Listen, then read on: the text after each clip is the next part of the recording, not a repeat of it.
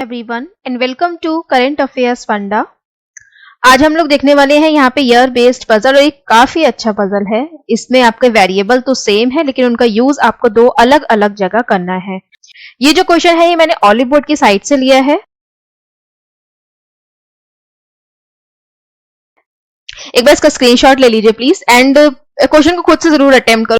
And यहां से हम लोग क्वेश्चन को स्टार्ट करते हैं। तो देखो यहाँ पे क्या कह रहे हैं कि Gokuldham corporation was doing a survey among 8 of its employees namely P Q R S T U P and W. यहाँ पे ये कह रहे हैं कि आपके जो गोकुलधाम कॉर्पोरेशन है वो एक सर्वे कराती है 8 एम्प्लॉय में। उनके नेम गिवन है P Q R S T U P and W, ठीक है। उसके अलावा फिर ये कह रहे हैं कि they recorded the year of their joining and the year of their marriage. तो वो ये कह रहे हैं कि यहाँ पे वो रिकॉर्ड करते हैं क्या, एक तो उनकी ज्वाइनिंग जो है वो इस कॉर्पोरेशन में कब किस साल में हुई है, प्लस उनकी जो मैरिज है उसको भी लिखते हैं, ठीक। फिर आगे कह रहे हैं the years of joining were among 1954, 1955, 1961, 1964, 1969, 1970, 1977, 1982। तो यहाँ पे ये कह रहे हैं कि जो ज्वाइनिंग की ईयर है वो इन्होंने दे दिए हैं। इसके अलावा फिर इन्होंने ये कहा है कि also the year of the marriage of the employ was among these years only. तो यहाँ पे ये कह रहे हैं कि आपका जो मैरिज के ईयर है इन एम्प्लॉयज का वो भी क्या है, आपकी यही वाले वेरिएबल यूज होंगे, ठीक। दीज ईयर्स इन्हीं ईयर में होगी। फिर कह रहे हैं it is known that for any employ the year of joining and the year of marriage was not same. तो ये काफी अच्छा पॉइंट है, ये आपको ध्यान में रखना है क्योंकि क्वेश्चन आधा इसी से बन गया कि आपका किसी का भी ज्वाइनिंग और उसकी मैरिज का जो ईयर है वो साथ साथ नहीं होगा, ठीक। मतलब एक सही है, जैसे कि 1971 में अगर पी की ज्वाइनिंग हुई है तो 1977 में ही आपका पी की मैरिज नहीं हो सकती, ठीक है। तो दोनों जगह आपका सेम ईयर नहीं आएगा। फिर आगे यहां से आई थिंक स्टेटमेंट गिवन है, तो हम लोग इसको नेक्स्ट स्लाइड से पढ़ते हैं। देखो इसको लिखने का तरीका बता देती हूँ। जब भी इस टाइप का क्वेश्चन है जहां पे एक वेरिएबल को आपको दो जगह यूज करना है तब आप लोग पॉइंट्स को अलग अलग लिख के चले। जैसे कि यहां पर आपकी दो तरीके की बात कही गई है, एक है मैरिज से रिलेटेड, ठीक है, और एक है आपका ज्वाइनिंग से रिलेटेड। तो जब भी आपका ज्वाइनिंग वाला पॉइंट आए तो आप उसको इस साइड में लिखें और जब भी आपका मैरिज वाला पॉइंट आए तो आप उसको इस साइड में लिखें, ठीक। ये आप डिफरेंस बनाकर चलेंगे तो आप अपने क्वेश्चन को बहुत ही आराम से सॉल्व कर पाएंगे, ठीक है। बस यही आपको डिफरेंस बनाकर चलना है। इनके ईयर को एक बार लिख लेते हैं।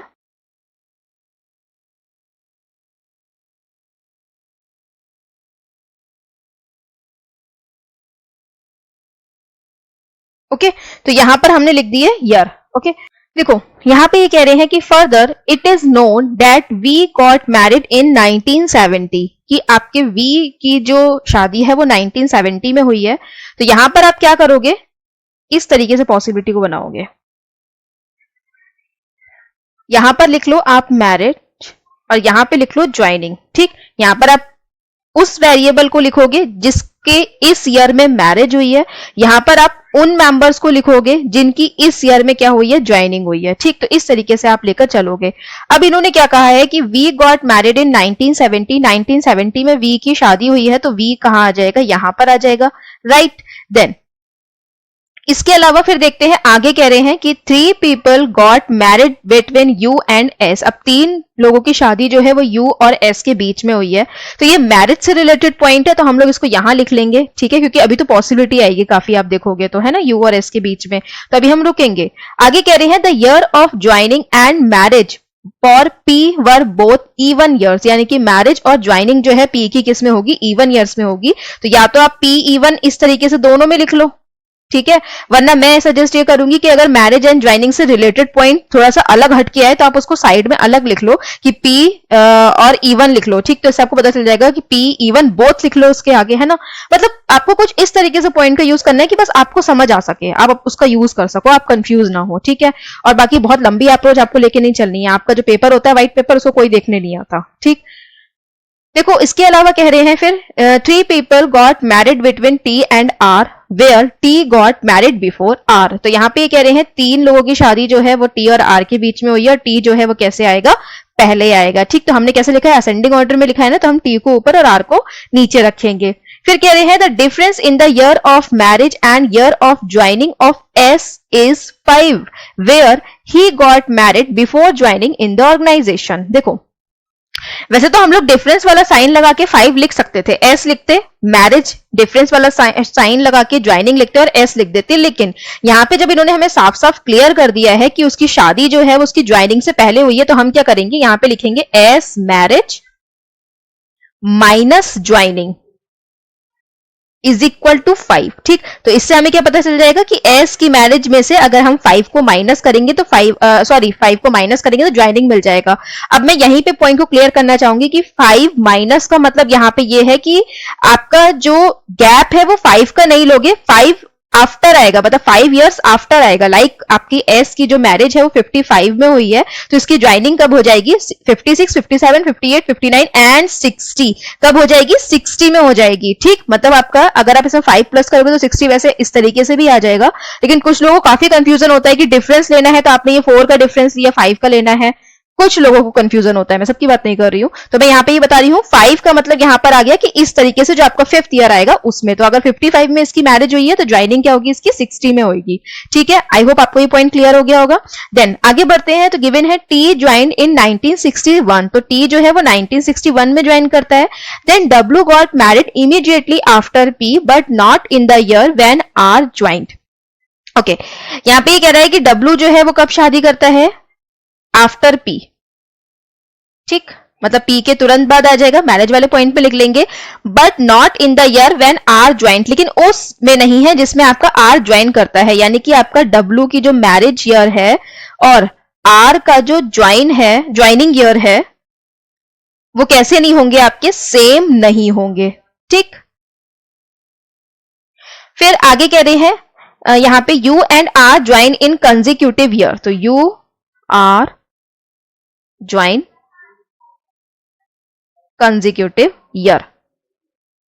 ठीक, कंजिक्यूटिव ईयर का मतलब समझिएगा, यहाँ पे कंजिक्यूटिव ईयर का मतलब यहाँ पे ये नहीं है कि 64, 69 ले सकते हैं या फिर आपका 70, 77 ले सकते हैं, 77 और 82 ले सकते हैं, ये चीज आपको लगातार नहीं बोलनी है। यहाँ पे इन्होंने बोला है कंजिक्यूटिव ईयर, यानी कि लगातार ईयर, जैसे कि 54, 55 इसके जस्ट बाद आ रहा है, या फिर आपका 70 एंड 69, 69 के बाद 70 आ रहा है, तो यू और आर की जो पॉसिबिलिटी है ज्वाइनिंग की वो या तो 69 एंड 70 की बनेगी या फिर 54 एंड 55 की बनेगी, इसके अलावा और कहीं नहीं बनेगी। लगातार का मतलब है आपका जो एक के बाद एक तुरंत ईयर आए, राइट, और यही आपका डेज में भी होता है। फिर आगे कह रहे हैं W join immediately after P in the same year when Q got married, तो डब्ल्यू की जो ज्वाइनिंग है वो तुरंत बाद होती है पी के, तो यहाँ पे आप लिख लो कि डब्ल्यू की ज्वाइनिंग जो है वो पी के तुरंत बाद होगी, प्लस इन्होंने ये भी कहा है कि सेम ईयर होगा जब क्यू की शादी होती है, यानी कि क्यू का जो मैरिज ईयर है और डब्ल्यू का जो ज्वाइनिंग ईयर है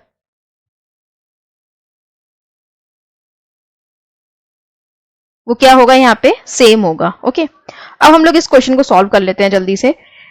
देखो हम लोग ऑब्वियसली मैरिज वाला पॉइंट पहले उठाएंगे क्योंकि यहाँ पे हमें मैरिज के पॉइंट ज्यादा दिख रहे हैं ना, 1 2 3 4 दिख रहे हैं ना, तो हम इसी को पिक करते हैं, राइट, क्योंकि ये तो फिर ऐसे पॉइंट है जिनसे हम लोग पॉसिबिलिटीज को काटेंगे, ये ऐसे पॉइंट है, क्योंकि अगर आप देखोगे डब्ल्यू और आर का ज्वाइनिंग ईयर सेम नहीं है तो इससे आप क्या पॉसिबिलिटी बनाओगे, एस की मैरिज और ज्वाइनिंग में 5 ईयर्स का डिफरेंस है, तो इस पॉइंट को पिक करने से पहले आप इस पॉइंट को पिक करो क्योंकि यहां से आपको बाकी पॉइंट्स भी रिलेट करते हुए मिल रहे हैं, है ना, और ऐसे ही ये वाले पॉइंट्स भी जो है ये आपकी पॉसिबिलिटीज को हटाने वाले हैं, ना कि आपका क्वेश्चन को बनाने वाले। तो यहां से हम लोग इसको स्टार्ट करते हैं, तो टी और आर से पिक करेंगे बिकॉज इसमें हमें पता है कि टी पहले आएगा और आर बाद में आएगा, तो इसकी पॉसिबिलिटीज को देखते हैं। तो टी यहां पर आएगा तो 1 2 3 का गैप करके आपका आर यहां पर आ जाएगा। ठीक, फिर इसकी एक पॉसिबिलिटी और आएगी,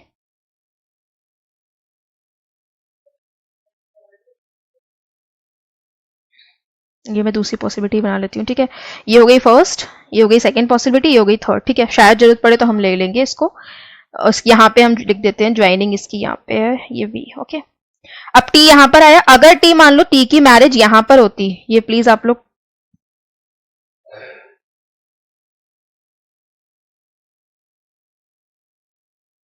ये आप डिफरेंस बना लीजिएगा। ठीक है, मैं एक्चुअली इतना इसलिए कर रही हूँ कि आपको बिल्कुल भी कंफ्यूजन ना हो, कोई फायदा नहीं होता कि अगर मैं वीडियो को बना के छोड़ दूं और फिर आपको कंफ्यूजन रहे, और ऐसा कंफ्यूजन रहे जो मतलब बिना मतलब लॉजिकल ना हो। देखो यहाँ पे अब आपने एक पॉसिबिलिटी देख ली मैरिज की, दूसरी पॉसिबिलिटी क्या है कि टी यहाँ पर आएगा तो 1 2 3 का गैप करके आपका आर आ सकता है, नहीं आ सकता क्योंकि वी फिक्स है ना, इसलिए टी यहाँ पे नहीं आएगा। अब इसके अलावा टी यहाँ आ नहीं सकता क्योंकि किसी का भी मैरिज और ज्वाइनिंग ईयर सेम नहीं है, तो अगर टी यहाँ आता है तो 1 2 3 का गैप करके आपका आर यहाँ पर आ जाएगा। तो बेसिकली आपकी मैरिज से रिलेटेड दो ही पॉसिबिलिटी होंगी, ठीक, तो इसे आप हटा दोगे। फिर आपका पी एंड डब्ल्यू गिवन है कि पी आपका इवन ईयर में आएगा और उसकी जस्ट बाद क्या आएगा आपका यहाँ पे W आएगा किसमें, मैरिज में, है ना, तो P आपका इवन ईयर में आएगा। तो अगर आप देखोगे इस वाली पॉसिबिलिटी में तो P एंड W को कहाँ फिक्स कर सकते हो आप, यहाँ पे तो आई थिंक जगह ही नहीं है, क्योंकि अगर P को आप 64 पे लिखते हो तो आप W नीचे नहीं लिख सकते, 82 पे लिखते हो तब भी आपका W जो है वो नीचे नहीं लिख सकते, यानी कि ये पॉसिबिलिटी तो कट हो जाएगी। इसमें अगर आप देखोगे तो P अगर यहाँ आता है तो W यहाँ आ सकता है, राइट, इसके अलावा और कोई पॉसिबिलिटी नहीं है, तो P एंड W यहाँ पर फिक्स हो जाएंगे। ओके, तो सेकंड डायग्राम हमारा चलेगा, फर्स्ट वाला यहीं पे कट हो जाएगा, तो इसको आप हटा दोगे, P1 हटा दोगे। U एंड S के लिए देखोगे तो U और S की यहाँ पे पॉसिबिलिटी बनेगी कि U यहाँ पर आकर 1 2 3 का गैप करके S यहाँ आ सकता है, लेकिन अगर U यहाँ पर आता है तो S यहाँ भी आ सकता है, ठीक, तो ये पॉसिबिलिटी बनेगी। तो मैं इस पॉसिबिलिटी को बना दे रही हूँ, लेकिन अगर आप पेपर दे रहे हो तो आपको वैसे जरूरत नहीं है, आप पेंसिल से इसको लिख के छोड़ सकते हैं, क्योंकि इसके लिए ज्यादा पॉसिबिलिटी बनाने की जरूरत नहीं है, ठीक, तो मैं यहाँ पे एक्सप्लेन कर रही हूँ इसलिए इस पॉसिबिलिटी को बना देती हूँ।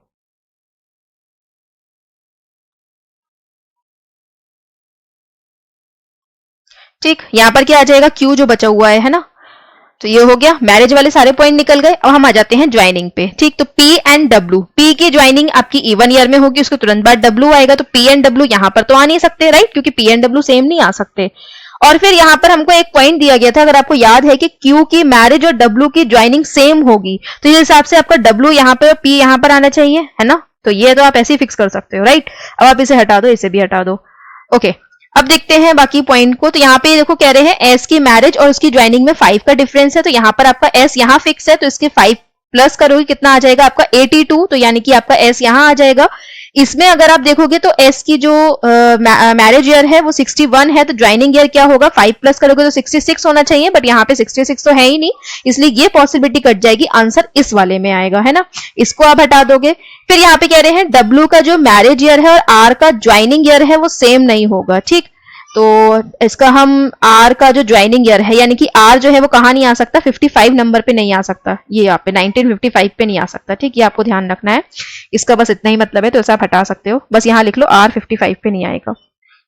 U और R कंजिक्यूटिव ईयर में आएंगे, सो कंजिक्यूटिव ईयर यहाँ पे कौन कौन सा पेयर थे, दो ही थे, 69 एंड 70, दूसरा 54 एंड 55, सो 69 एंड 70 तो हो नहीं सकता बिकॉज W फिक्स हो गया, तो यानी कि आपका कौन सा होगा 54 एंड 55, और अभी अभी हमने देखा कि 55 में आपका R नहीं आ सकता, तो R यहाँ पर और U यहाँ पर आएगा, राइट। फिर आपका Q marriage and W joining की जो ईयर है वो सेम होगी, तो ये आपकी हो चुकी है, तो इसे आप हटा देंगे। ओके, एंड दो बच गए आपके, कौन से बचे हैं, अच्छा S और V बचे हैं, है ना, तो S और V को फिक्स करना है, सॉरी S और V नहीं, V बचा है एक, तो V यहाँ पे तो आ नहीं सकता क्योंकि दोनों का ईयर आपका सेम नहीं होगा, मैरिज एंड ज्वाइनिंग, तो V यहाँ पर आ जाएगा, बाकी जो रेस्ट है आई थिंक P Q बचा है, तो Q यहाँ पर आ जाएगा, ठीक, तो Q एंड V बचे थे, तो Q और V को कैसे फिक्स करोगे कि V की आपकी जो ज्वाइनिंग ईयर है और जो मैरिज ईयर है वो सेम नहीं हो सकती, इसलिए V आपका 77 पर आएगा, रेस्ट आपका Q यहाँ पर आ जाएगा। तो ये था आपका एक सॉल्यूशन, तो बताइएगा इसका फीडबैक आप लोग की, आपको ये अप्रोच कैसी लगी। क्वेश्चन को देख लेते हैं, तो how many people got married after T. Question को बहुत ध्यान से पढ़ना है, बहुत ध्यान से रिप्लाई करना है इसका, सॉरी बहुत ध्यान से आपको आंसर करना है इसका, क्योंकि यहाँ पे दोनों के आपका ईयर सेम है, तो गड़बड़ हो सकती है जल्दीबाजी में पढ़ने में, ठीक है। तो टी के बाद कितने लोगों की शादी हुई है, तो 1 2 3 4 4 की हुई है। डब्ल्यू की शादी किस ईयर में हुई है, तो कब हुई है, 1955। चलिए अब इसका आंसर मैं दो क्वेश्चन आपके लिए छोड़ दे रही हूँ। फर्स्ट क्वेश्चन है एज अ होमवर्क, इसका आंसर दीजिए, एंड फिर ये सेकंड क्वेश्चन है। अच्छा हाँ, काफी लोग ये बोल रहे थे कि टाइमिंग बता दिया करिए आप स्टार्टिंग में, तो एक्चुअली आज तो मैं भूल गई इसकी टाइमिंग को बताना। वैसे इस क्वेश्चन को सॉल्व करने का जब मैंने सॉल्व किया था तो मेरे से आई थिंक 4 to 5 मिनट में ये क्वेश्चन बन गया था, क्योंकि मैंने इसी अप्रोच को फॉलो करा था। तो अगर मैं आपको 15 मिनट में इसका पूरा एक्सप्लेनेशन दे रही हूँ तो मैंने आधे मिनट में इसको, मतलब उसका आधे में इसको सॉल्व करा होगा। तो वैसे मुझे 7 मिनट्स नहीं लगे थे, मैंने थोड़ा जल्दी कर लिया था, क्योंकि मैं कई पॉइंट्स को लिखती भी नहीं हूँ और उसको डायरेक्ट पॉसिबिलिटीज को बनाती जाती हूँ, ठीक है।